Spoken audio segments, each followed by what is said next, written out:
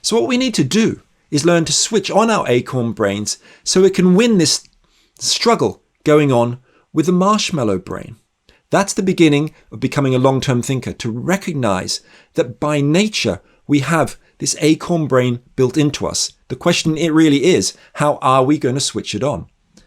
And I think to do that, we need to recognize that in society at large, there is what I think of as a tug of war for time going on between 6 drivers of short-termism and 6 ways to think long-term.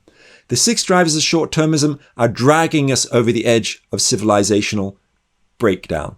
The 6 ways to think long-term are taking us towards a long-term future for people and planet.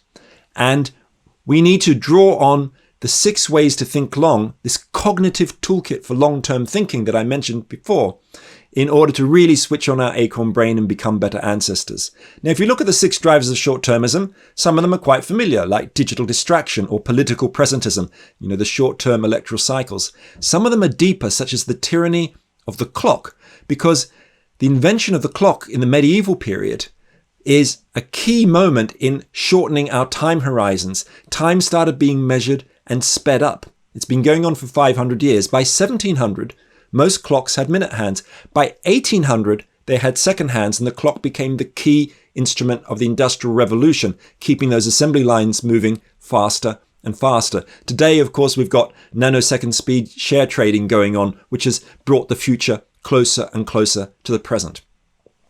But each of those drivers of 6 short-termism is matched by a form of long-term thinking.